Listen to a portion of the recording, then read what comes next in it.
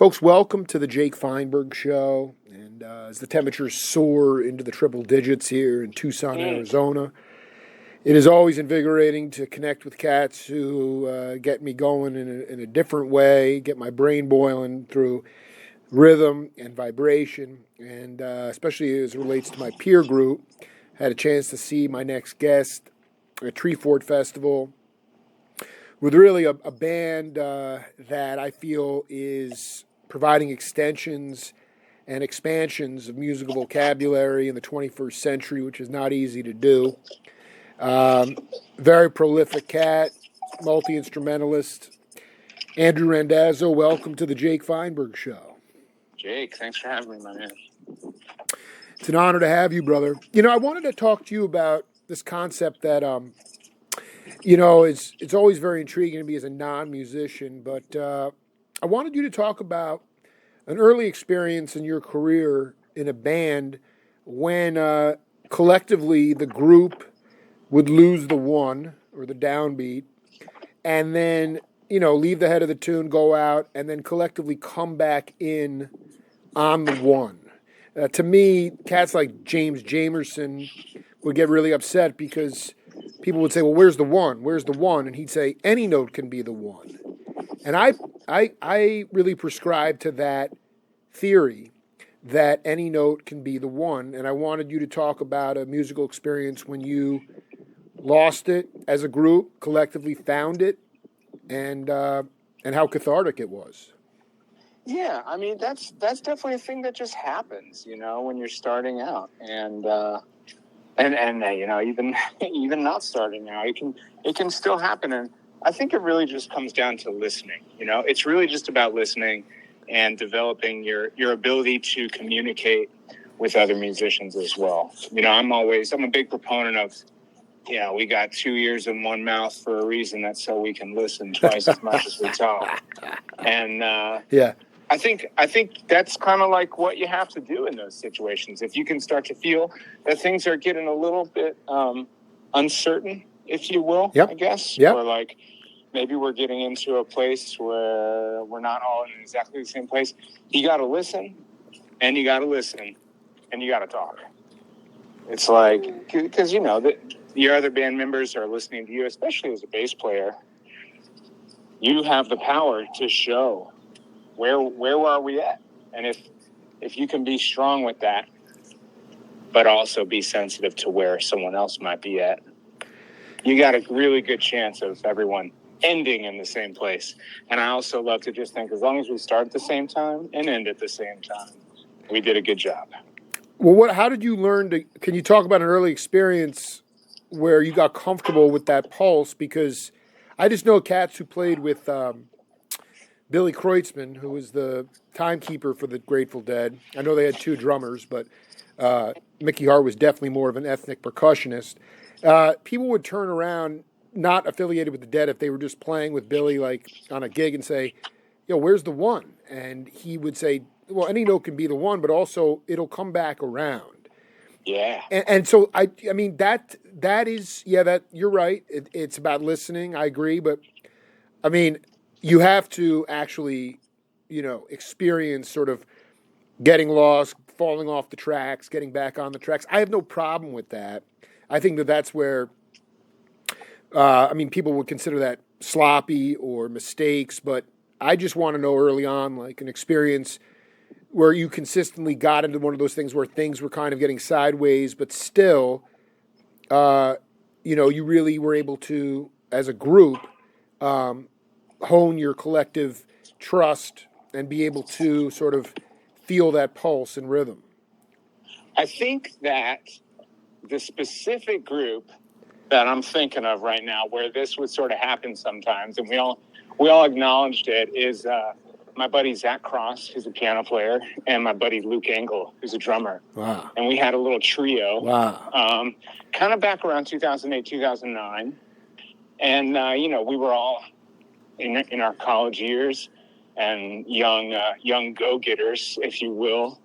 And we would just get up and jam, and we'd play some gigs sometimes, but we were all really interested in, like, stretching our boundaries and sort of maybe stepping outside of our comfort level a little bit. And that would just happen. And I think, Luke, the drummer, said to me one time, he was like, I love this band because this is the only band where I get lost. So I think that was the group where I started to kind of feel like, okay, it can be okay to be a little uncertain for a little while, because we'll find our way. We'll get back. Would you consider, like, you look at guys like, Jocko, obviously, Phil Lesh to a degree, Miroslav Vitous from Weather Report. A lot of those guys were, in some ways, they were playing the root, but they were also playing lead bass in some respects, and that can get a little bit disconcerting. And clearly in like a band like Butcher Brown, you guys have played in so many different kinds of musical styles, and you guys have a lot of trust. But I just wonder, like, how do you incorporate, or how much are you able to sort of keep the root, lock the groove, but also create individual expression? Or do you feel like your job, not even a Butcher Brown, but now, is to just keep it in the pocket? Well, I think that a really important tenet of musical prowess, in my opinion, is tension and release. Absolutely. And when the bass player is keeping it in the pocket and just sort of sticking to bass rolls, well, it's not much tension, you know what I mean? And it's not that a bass player needs to create tension, but it can be a really great little musical tool to step outside that zone, as long as it's put in the right context. I think that's important, the context. And as long as it's surrounded by some bass playing in one way or another, that can just be a great way to set up a little tension and then release from the bass chair. Does that kind of answer your question? Well, there's no right or wrong answers. I was to me, like, part of me feels like, in order to create some of that tension and release, the entire band each individual has to be responsible for their own inner time feel, because Yes. At that point, you and, Corey or whoever the drummer is, can then sort of play more melodically and create a build-up, potentially. Yeah. You know what I'm trying to say? Absolutely. And the subtle, I know this is kind of in the weeds, but to me, I just wanted you to talk about the contours or the sort of the nuances of putting it in context, but still allowing the rhythm section to play melodically and actually have a voice within the conversation. That, like you said, you're not going to play like a flurry of notes and go off and play free, but there's really some subtle pro things that you can do in order to create that tension, and then that leads to release. Yeah, absolutely. I think, first of all, I want to say that I'm lucky to get to play with musicians like DJ, Corey, Marcus, Morgan, Keith Askin. They're lucky to play with you, dog, Hey, man. Yeah. Hey, man. You're lucky, man, dude. What I knew from when I first started playing with that band, what I realized is just, man, everybody can hold the time themselves. Mm-hmm. Everyone has a really good sense of time. There's no real weak links, unless I'm the weak link and I just don't notice it. But no, I think you're doing just fine, dude. It always felt like everyone's got really good time in this band, and so it kind of makes it nice. It makes it feel like a nice Cadillac or something, some sort of a long body with some loose suspensions, really easy. No, this is what I'm talking about now, dude. Yeah. For sure. And, suspensions. When everyone's got good time, it just sort of it frees me up, or it might free Corey up, or whoever the drummer may be, to sort of like be a little more expressive with my time or with their time.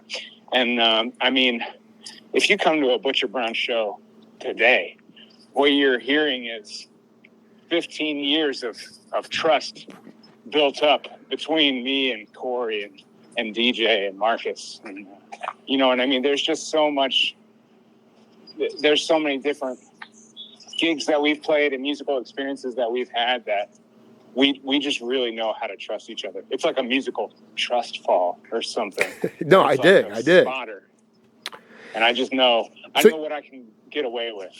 And so basically, though, like there are times after years on the bandstand together where you're like, I'm going to take this, I'm going to make a left turn here. And like a flock of birds, everybody goes with you, right?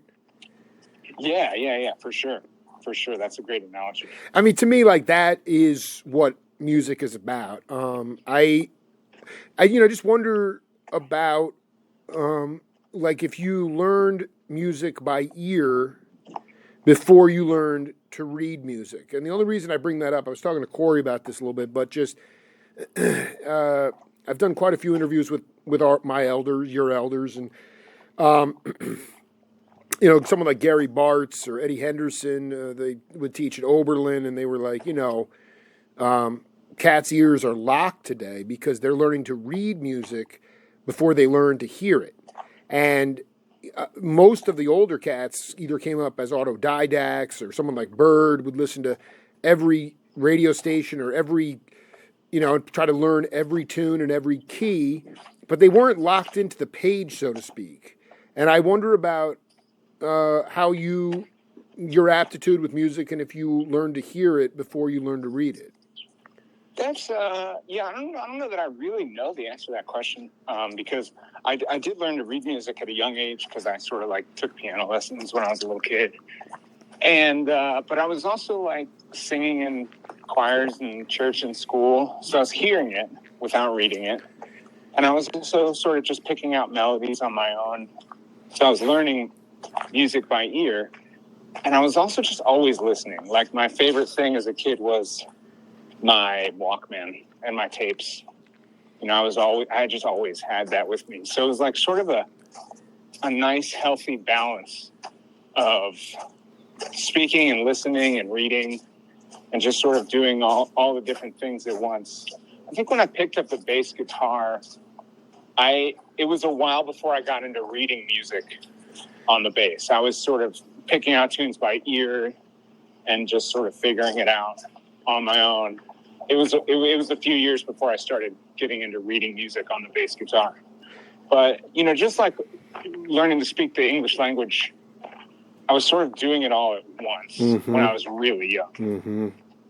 That's fascinating. I mean, I remember when I interviewed Klaus Vormann, the great bassist, played with Jim Keltner a lot with George Harrison. When he would, growing up in Germany, the teacher was so furious with him because his piano lessons, he would just constantly be just looking at his fingers, and she wanted him to look at the page, and so she actually threw a dog collar on him and kept yanking his head up, and so like at the end of the day, did you ever get to a point musically where you were like, I'm done taking? I know you were in choir, you took some piano lessons, but were you ever in a symphonic bag? Did you ever get to a point when you were like, I'm done taking cues from a conductor. I need to play what I feel? No, because I think it went the other way for me personally. I think I was playing what I was feeling first, and then I was like, oh, like, look, the high school has an orchestra, and they've got upright basses in there. Maybe I can go do that. Maybe I can try my hand at that. So I was sort of drawn to that, like that other thing, that symphonic world, and playing in sort of like big bands and string orchestra and symphony orchestra when I was in college. That all came after I was like, oh, I really love this Sublime bass line, or like this Led Zeppelin tune is super cool. I'm going to learn that. Or I'm going to jam with my friends after school and we're going to start a band. All of that stuff came first. And then I was like, oh, what is this like orchestra? I want to try that because I really like music. And that's some different kind of music that I haven't tried yet. Well, I mean, can you talk about that? I mean, first of all, you were playing the bass fiddle in these bands?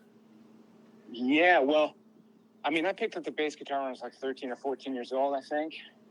And then I was like, oh, what's up with that big bass? What's going on with that? And I kind of want to do that too. And I picked one up one time because there was some in my school. I was really fortunate to have a school that had an arts program in it. It wasn't an arts school or anything special like that. It was a regular public high school, but we had band and orchestra, and they had basses, you know? Everyone, And I mean, the point is they had instruments for the Cats, right? they had instruments, yeah. And looking back on it, I was really blessed to have that. So Absolutely. shout out to Yorktown High School, Absolutely, dude. and Thomas Hartman, my orchestra director, because I, frankly, between me and you, or I guess it's not between me And you, everybody else, everyone yeah, no listening. doubt. Between me and you and everyone listening, I was like, man, I really want to play that big bass, but like I don't have one. And am I really gonna like ask my mom to buy me a bass? No. Maybe if I just say that I'm playing the school orchestra, they'll let me use a bass. And sure enough, they let me take one home so I could practice, quote unquote. And I started taking that to my little jazz gigs that I had in high school, and it really got me going. Dude, Andrew Randazzo's blowing my... Dude, how sly are you, man? You're playing jazz gigs in high school? I was playing jazz gigs in high school. I didn't think anything of it. I had a good friend, Jacob Sherman, who was my exact same age, and he was a guitar player. And he was hustling gigs in high school in D.C., which, once I got to college and met other peers, I was like, oh, I see, like, you guys weren't like playing standards gigs for tips at brunch in DuPont Circle. Like that was right. Nice. No, I did. Right. I just kind of took it for granted. I was like, this is just what you do. Also got to say, coming up, I had the Blues Alley Youth Orchestra, which was an amazing organization for high school students, ran by the Blues Alley organization in D.C. So I was just surrounded with peers that were like-minded.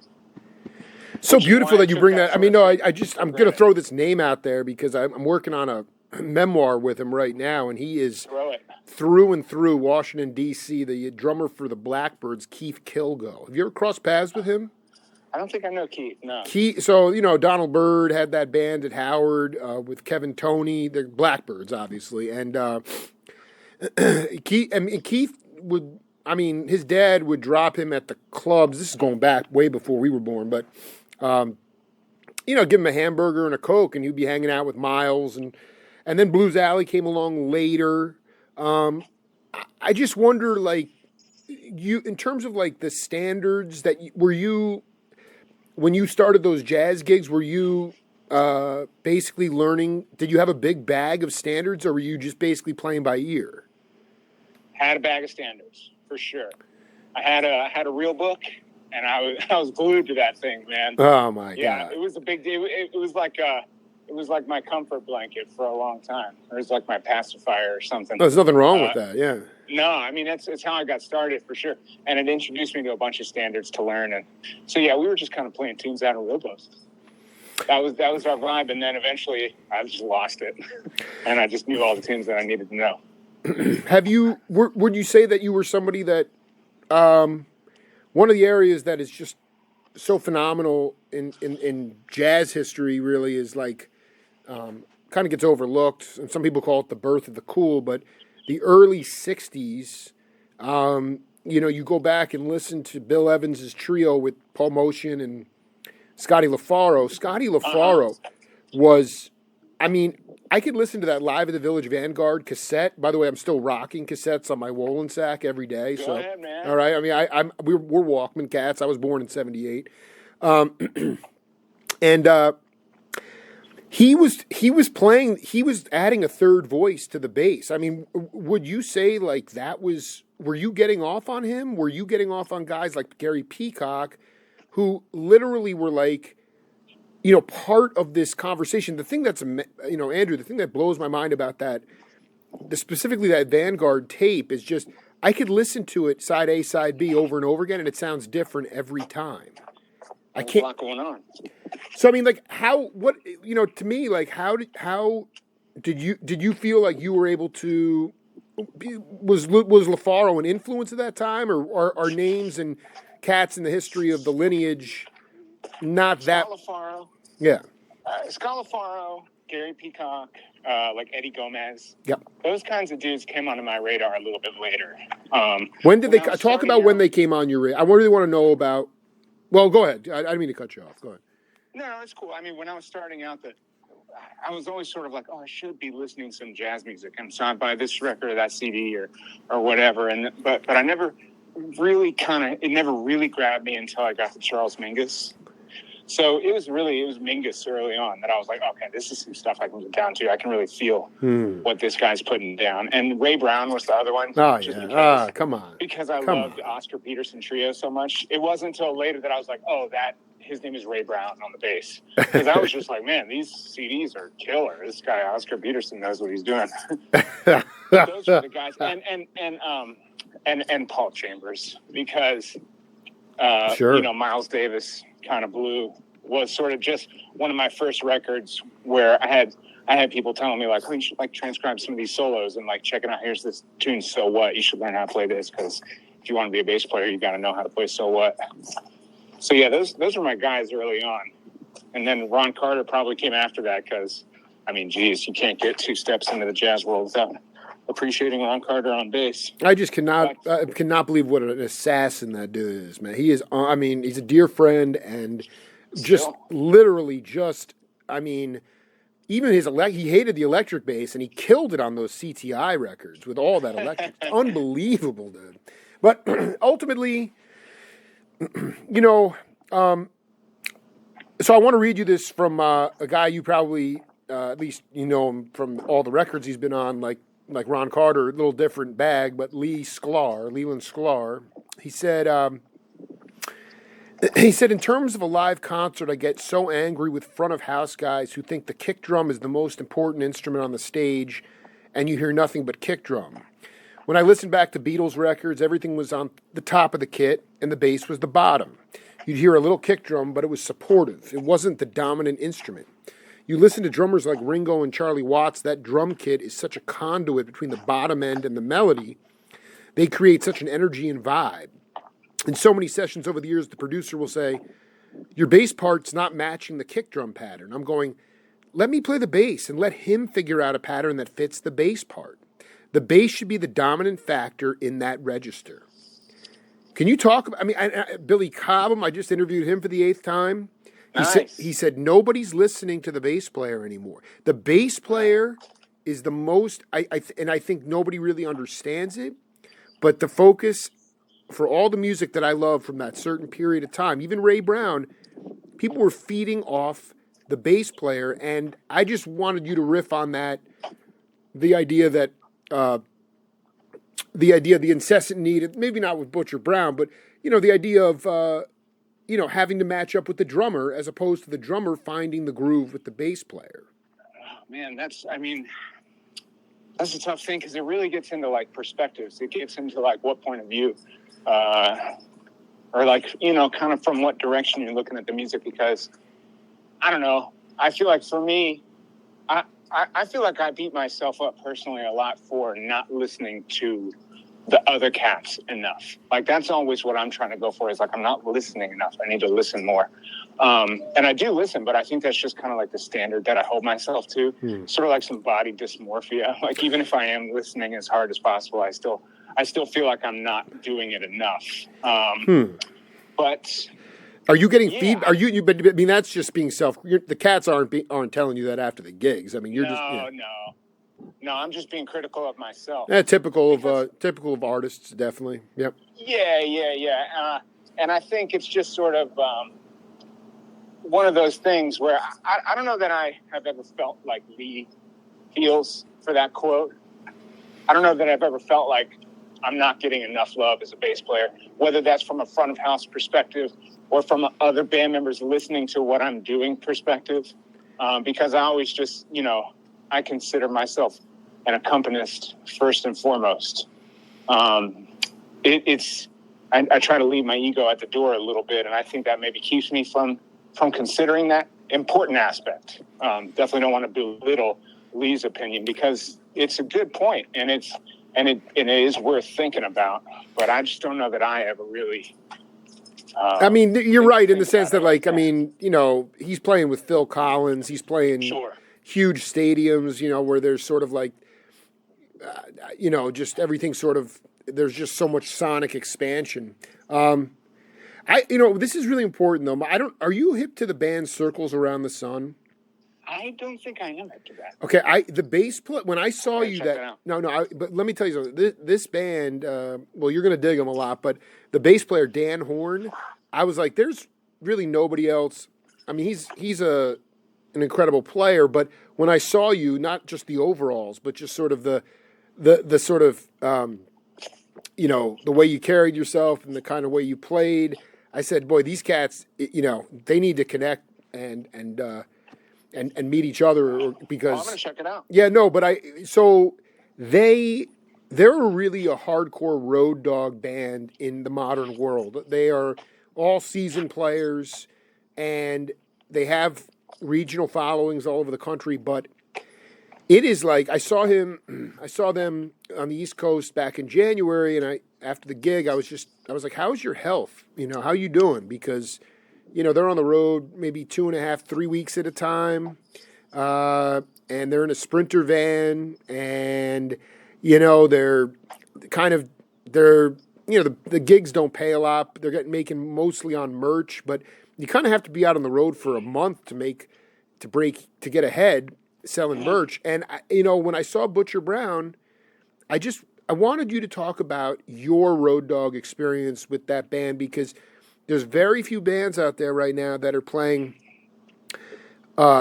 highly creative, original music as Road Dogger, and it's like, and it's kind of the only way you're going to do it today, because there really is no record or music industry. So I really wanted you to talk about. I just know what Horn told me after the gig. He goes, this is not sustainable, which was very humbling for me. Because it's things have changed out of COVID. Basically, the bars are still broke. I'd love you to just take me through why you guys love being road dog musicians, and what is your experience like, especially coming out of COVID. I think it depends on your definition of road dog. When I think of road dog, I think Medeski, Martin, and Wood. Or I think of people that are spending more than half the time on the road, and that's not us. We go on tours, we go on trips, we play a lot, but we've all got a healthy balance of different projects in our world, which is cool, because when there's no Butcher Brown stuff happening, we can fill up our time with other musical things. We come back together a little bit more informed, and that's I think what's always made us a little bit special. But I will say, we've done some trips, we've done some big trips, and you just get into that rhythm, man. I mean, you get into that rhythm of being out on the road. You lose track of what day it is, and that's what I'm talking about. That's what I want. I don't, it's okay that you're not you're a dedicated road dog 24/7 all the time, but because I know, like, with those guys, first couple gigs are great, then all of a sudden the incline kicks in. You got to really find some gumption. By the end, you're kind of, you don't really know what day it is, but I mean, to me, that's really meditation right there. Yeah, well, you definitely, you can get into a routine really well, which I thrive on, a routine.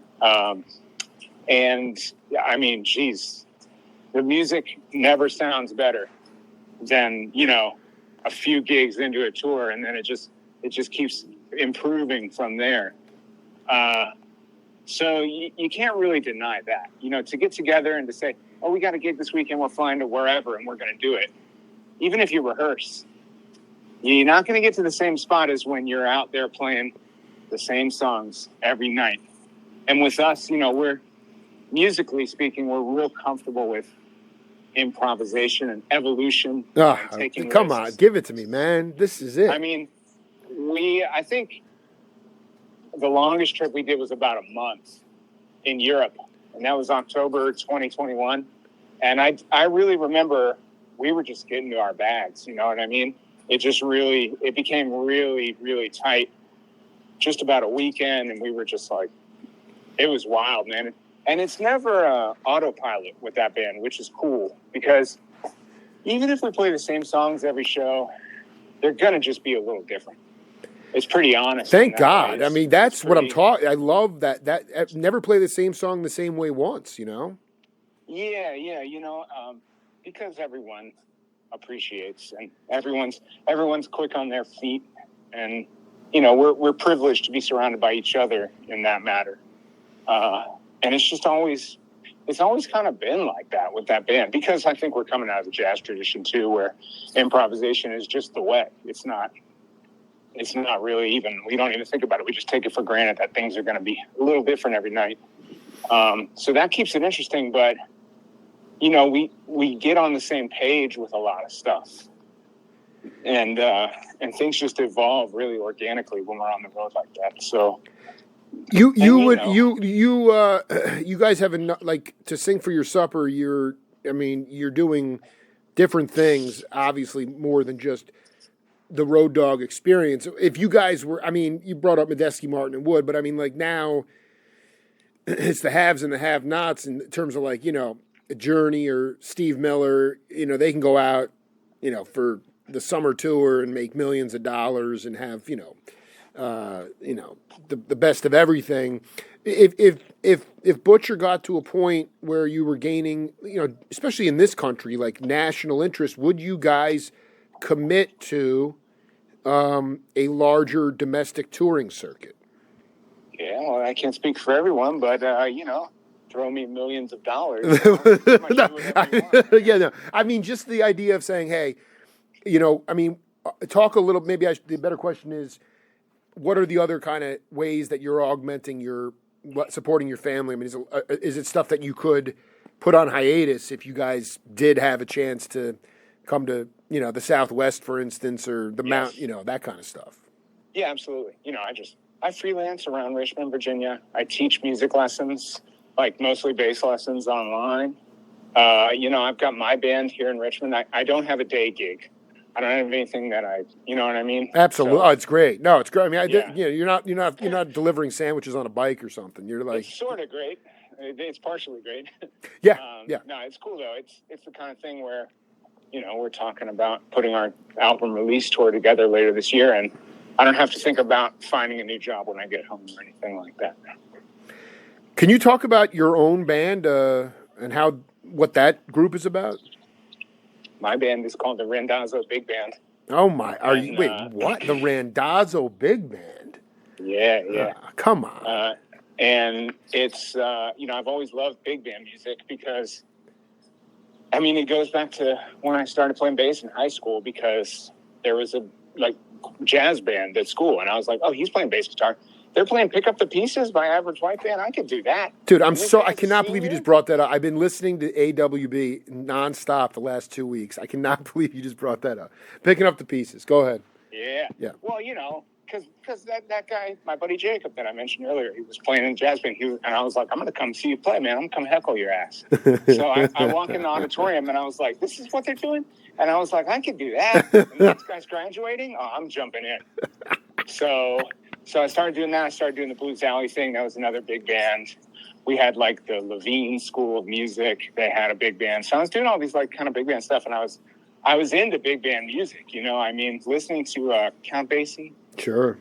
Count Basie, Atomic Basie, April in Paris, those kinds of albums. I was really into Buddy Rich big band when I was in high school, like Mercy Mercy or Live. And, I was just like, oh, man, I don't know. I just sort of took it for granted, I think. And it was just the way. So I'm doing it in high school. I want to go to music school, so I go to college. And, of course, that's what I'm doing in college the whole time. I graduated college, and my buddy Rick Rieger here in Richmond, Virginia, starts the RVA big band. So I'm playing with that. And then, a little while down the road, I played with a couple other big band projects. And then there came a time when I was just like, man, I got to start writing, because I studied arranging a little bit in college. So I started writing some music for one of the bands I was playing with at the time. And that band kind of folded, and I just said, well, it's time to pick up the torch, man. So thus the Randazzo Big Band was born. I need to know, because I'm thinking back to like, the Basie band at one time had a 4-piece rhythm section on top of all the horns. I mean, how big is this band? It's a 15-piece band. Holy cow. And so sometimes 16 or 17 if we have like a special guest out front or something, but it's 15 at its core. And what kind of events? Big band music for so long, ballroom, it was dance music, really. Yeah. And even George Duke, rest in peace, when I interviewed him, when he saw Duke Ellington's band. It made him want to become a musician, but they were performing at like an Air Force base or something. I mean, are you doing banquet halls or doing like, Bars, baby. You're doing bars. You're playing, The people. dude. You're playing original big band jazz in bars. I don't know that I would call it jazz. Oh, let's talk about the music. I hate labels. I'm sorry. How would you describe the? I mean, maybe it's more like cut the cake funk music. Is it funk soul kind of R&B stuff? It's kind of R&B. It's just sort of, it's my opportunity to bring that sound and that energy and just pick songs that I love, that I want to arrange, or that I have a special idea for. And I've done a bunch of sets over the years where like a theme of a set or a featured artist, but it's just the songs I love. We got some Beatles in there. We got some Stylistics.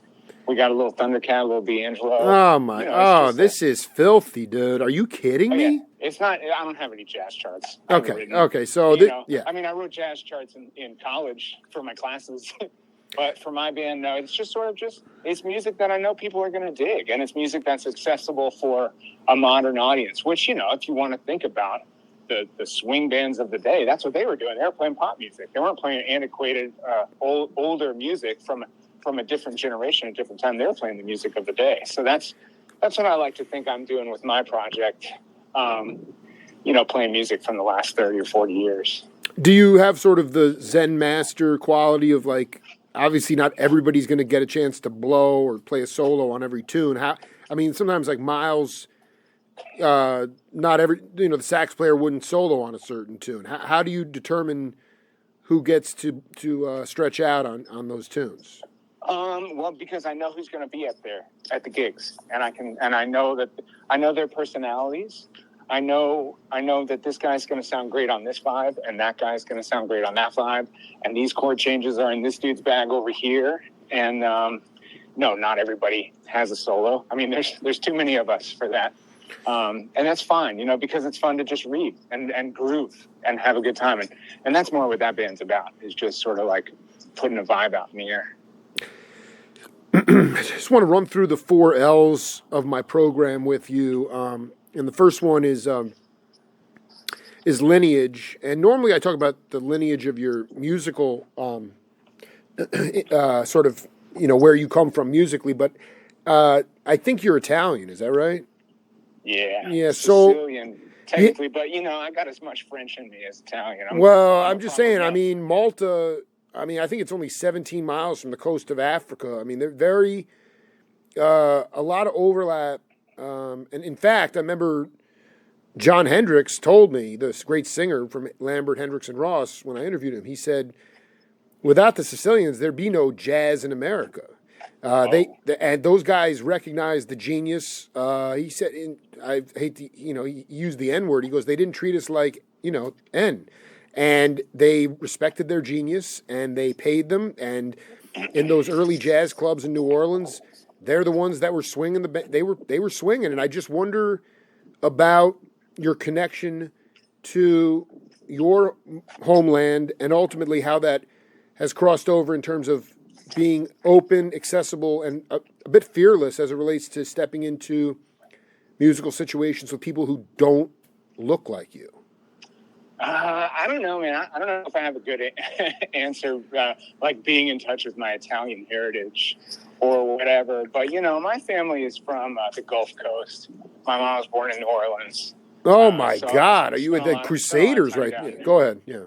Yeah, I spent a lot of time down there. And I don't know, man. I'm pretty simple. I like some music that makes me feel good. I was always just into it and drawn to it. And I think... And it don't matter. It don't matter if you're white, black, or blue. We can make some music. We can find some common ground, universal language. I dig. No, I know. What you're talking about. Let me ask you though. I mean, at 45, father of 2, I'm trying to figure out. I mean, I was naive enough to think back when I was in college that we were living through some sort of post-racial America. Being that you were from the sort of that Mason-Dixon line, what is it that makes it why is there such an intolerance? Why does it feel like we've made such little progress in terms of just like seeing that every man's your brother and that it's all one human race? I mean, I agree with you. I mean, I ventured in and connected with so many of my elders that I just feel like we're all connected as humanity, and yet it just seems like over and over again, at least in this country, we get hung up on skin color. And I just wonder why, being that you've been around that your whole life, what is the dogma that prevents people from actually opening their heart? I think old habits die hard, man. I think some people are just brought up wrong, in my opinion. And, I think it's just, I think people just can't get past certain things sometimes. And skin color is one of them. And I think there's a lot of those things. And honestly, I think as we move on and as time goes on, we start to realize over time what we need to get over and get past. And different people do it at different rates. And, it's a shame. It's a shame, especially in America. You know what I mean? It's just, it's taken some people longer than others to see the way. Well, it's very diplomatically put. I mean, I'm like, wow, it was just really nice to see a mixed race band play, and that you guys were so comfortable together. Part of my heart just sort of sinks a little bit because I just wish there were more opportunities to do that, and it's just like, and I just feel like a lot of people. They know better, but they don't really want to change. I guess you have to want to change, Yeah. I mean, I just sort of, I don't know. I had white friends and black friends coming up. I was fortunate to go to diverse schools. And, I mean, DJ Harrison, Devon Harris, when I got to college, it wasn't about white and black. It's just, hey, here's my dude here. Hey, this guy likes Weather Report too. Oh, wow. Someone my age that can appreciate the Return to Forever. Yeah, let's go.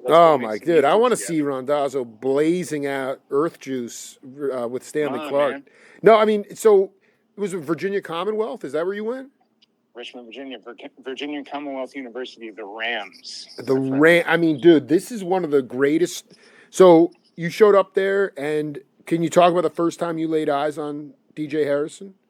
Yes. Are you kidding me? Of course I can. Yeah, good. Well, I got to school and I immediately was just like, let me see how many people I can meet, how many people I can make music with. And everyone was like, oh, did you meet Devon yet? No, who's that? Oh, he's the best drummer at school for sure. But he's also the best piano player at school. And I was like, who is this guy? And it was a couple weeks of being here before I crossed paths with him. There was a club called Couscous, which is no longer there. And there was a band called Fight the Big Bull, which is Matthew E. White's band, who now is over at Space Bomb Records. So at Couscous, every Wednesday, it would either be Fight the Big Bull or Ombach, who was Brian Hooten's band, who was the teacher of mine at school. So I was just sort of like, well, this is where I got to go every week. Because, I mean, dude, I'm telling you, it was a block from my dorm. Oh, my God, dude. You were marinating in that stuff, man. Dude, it was an amazing time to be in Richmond. It was, and especially to just, like, live right there and to just be able to walk right over. It was killer, man. And I was too young to get in, but Brian, he would get me in. He would make sure I could get in and hear the music. So that was cool. And, I kept hearing about this cat, Devon. And then he walks in one night, and everyone's like, oh, there's Devon right there. And he had these tight cornrows, and he was looking real fresh. And I was like, oh, I don't want to fuck with that guy. It was like, oh, man, this dude looks intimidating, and I've heard so much stuff about him. But then, I met the guy, and we became really good friends, and he was just the nicest dude. And we realized that we were on the same page. And, man, that first year of getting to school, him and I were sort of, we were on like every single recital that was happening at school. The kids had to do recitals. Sure. And you sort of like gather the other students to play on your recital. And there just wasn't that many bass players and drummers.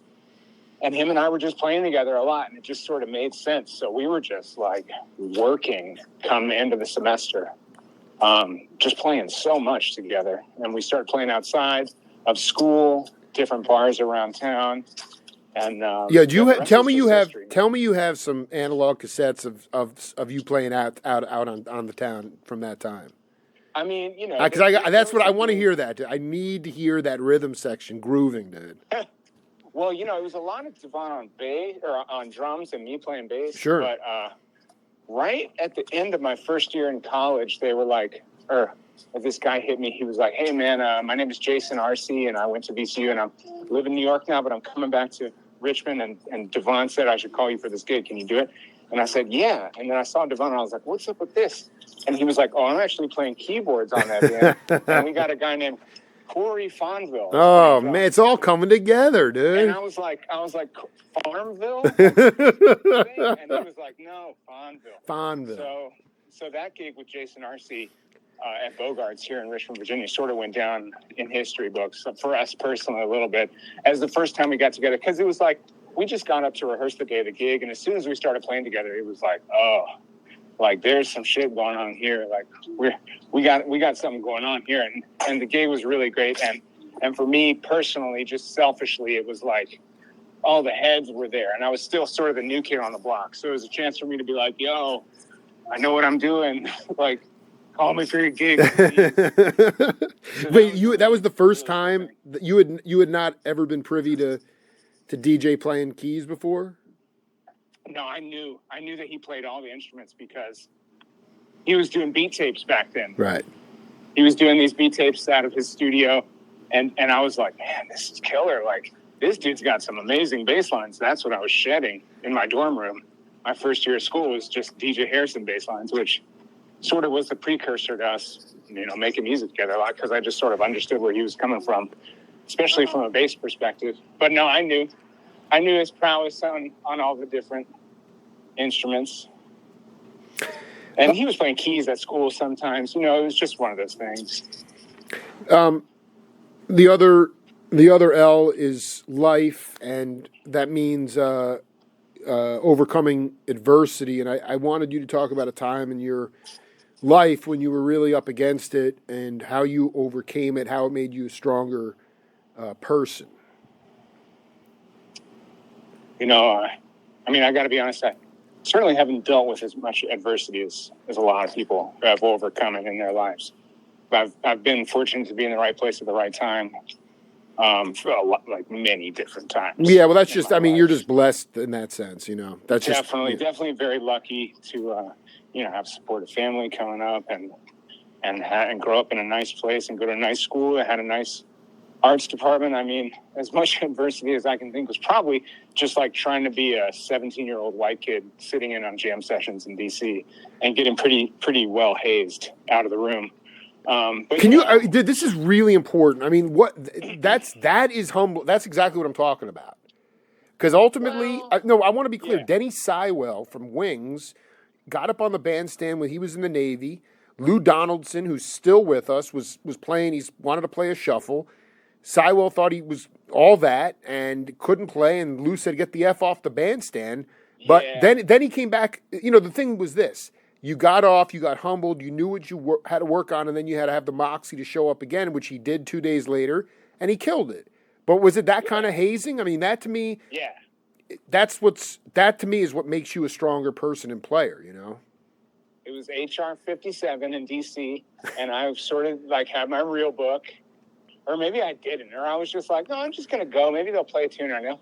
And I get up there, and I'm like, I don't know who this piano player was. And I think even if I did, I wouldn't say his name. I was like, oh, can we play Autumn Leaves? And he was like, I want to play Inner Urge. Oh, and I was like, no. I don't think I know Joe Inner Henderson Urge. did. And he looked at me and he was like, you don't know Inner Urge? And I was like, no. And he was like, he said to me, he was like, I should take out my gun and shoot you right now. Oh, my God, dude. I was like, you know, I was a deer in the headlights, man. I still kind of am. Thinking about that moment, but I was like, I don't know what to tell you. I don't remember if we played something else or if I got off the stage. Yeah, you're like, dude, I want to keep my life, dude. I'll just walk. I'll get off right now. I was like, it's cool. I'll go home. Yeah, wow. But I learned Inner Urge, though. I can play that song now. I mean, it almost feels like, do you feel like you were the last of that generation to ever get that experience? Does that stuff still go on? Those cut sessions still happen? Jeez, I don't know. It's hard to say. I mean, I played in a house band for a jam session here in Richmond, and that's not the vibe here. But, I think when I moved to Richmond, that was just not the vibe here in general. It was very inclusive. It was very welcoming. And coming from that DC scene where I just couldn't fit in, you know what I mean? Interesting. Obviously. Interesting.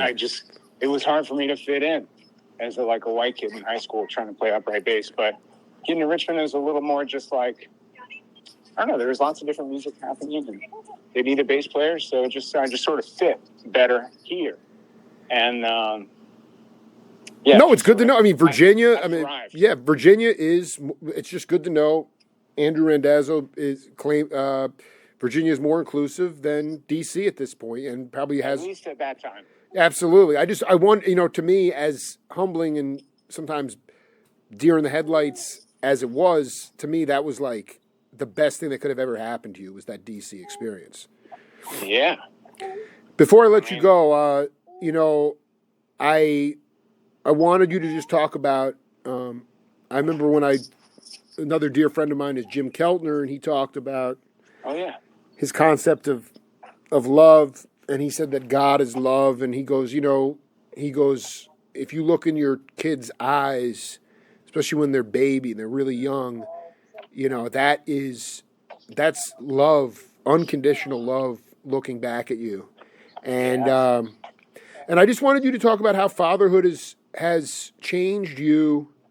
For me, it absolutely made me dream again. It made me actually less responsible. It helped me go out and find my voice 12 years in on the Jake Feinberg show. And, my daughters are definitely my heartbeat. And I just wonder how fatherhood has changed Andrew Randazzo. Well, aside from the practical answers, which I think anyone could sort of fathom, I think from a spiritual standpoint, it really does feel like a little part of me has been removed from my body and now exists in this other body. And, that manifests itself in lots of different ways. From a practical standpoint, I don't have to just worry about myself anymore. It's really much deeper than that. I have another person that's just as important as myself in my life, just from a fundamental level. And also just to see a baby, I feel like you sort of realize how innocent a thing can be. And you start to realize that everybody that you see walking around the world started out as a little baby, You start to think about yourself in a different way, and you realize that you were there at one time too. And you start to, and I personally start to think about my parents in a different light as well, now that I'm a parent. And I start to realize how exactly like them I am. And it makes me think about how exactly like me she will be. Wow. And it's a really heavy responsibility to raise a human child. It's a super heavy responsibility, and I'm here for it, man. I'm digging it so far. Yeah. Well, it's hard and it's worth it. How many kids you have? I have one kid. And how old is she? She's 15 months right now. Oh my God, I can't believe that, dude. Congratulations, man. Yeah. Well, listen, all I can say is this, man.